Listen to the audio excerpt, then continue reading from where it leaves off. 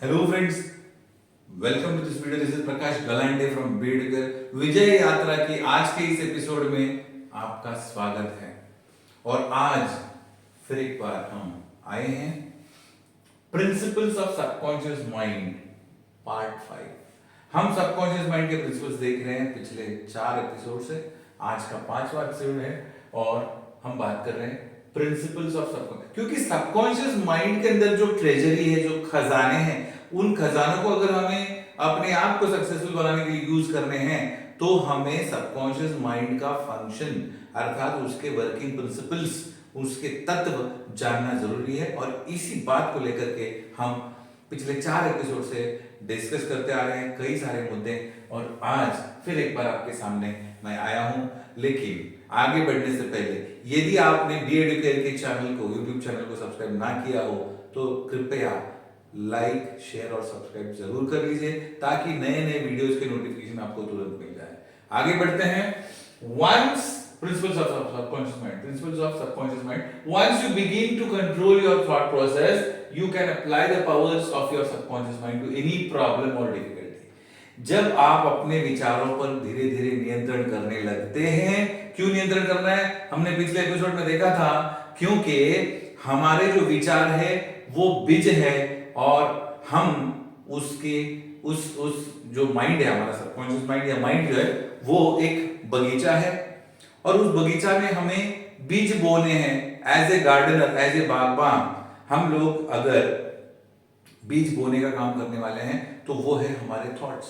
वो थॉट्स भी बीज जो है जैसा बोएंगे वैसा ही हम फल बिल्कुल उसी तरीके से पाएंगे। और यही कारण है कि हमें अपने विचारों पर नियंत्रण करना जरूरी है, ये बात की थी। और जैसे जैसे धीरे धीरे हम प्रैक्टिस करते हैं अपने विचारों पर नियंत्रण करने की, तो क्या होता है, you can apply the powers of subconscious mind to any problem हमारे जीवन में। मतलब जैसे जैसे हम विचारों पर नियंत्रण पाना शुरू कर देते हैं तो हमारे जीवन में कोई भी समस्या आती है, उस समस्या को सॉल्व करने के लिए सबकॉन्शियस माइंड का ट्रेजरी हम यूज कर सकते हैं।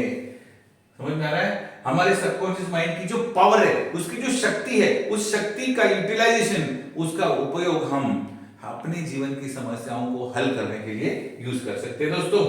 ठीक है, you will actually B consciously cooperating with the infinite power of omnipotent law that governs all the things, मतलब ये है कि जब आप अपने सबकॉन्शियस माइंड की पावर यूज करना शुरू करोगे तो वो सबकॉन्शियस, मतलब आपके जो विचार है वो इस वैश्विक शक्ति के साथ सिंक्रोनस होने लगते हैं, उसके साथ वो सहयोग करने लगते हैं।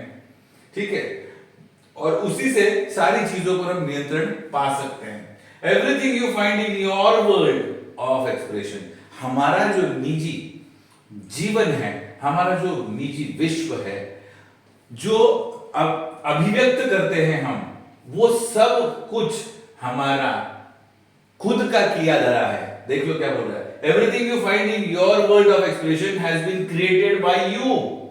आपने खुद निर्माण किया। जो कुछ भी आपके पास है, जो कुछ भी आपके पास है वो आपका खुद का किया धरा है, आपका खुद का निर्माण किया हुआ है।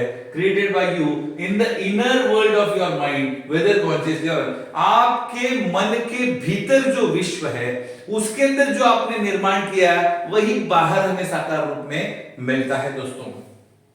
Once you learn the truth about the interaction of your conscious and subconscious mind, एक बार हम अपने चेतन और अवचेतन मन के संवाद को समझ लेते हैं, इनका इंटरेक्शन समझ लेते हैं, तो क्या होता है, you will be able to transform your whole life। आपका संपूर्ण जीवन आमूलाग्र बदल हो जाएगा, चेंज हो जाएगा। If you want to change external conditions, you must change the cause। यदि आपको बाहरी स्थिति को चेंज करना है तो अंदर की स्थिति को चेंज करना पड़ेगा, अर्थात उसका कॉज, अर्थात उसका कारण को चेंज करना पड़ेगा। और कारण है हमारे थॉट्स। इसलिए यदि हम अपने थॉट्स पे नियंत्रण कर सकते हैं तो सारा बाहरी हमारा विश्व भी परिवर्तन होने लगेगा धीरे धीरे दोस्तों। ठीक है, तो और भी कई सारी बातें हम सबकॉन्शियस माइंड के प्रिंसिपल्स के बारे में करने वाले हैं। मिलते हैं अगले एपिसोड में, तब तक के लिए all the best, thank you very much.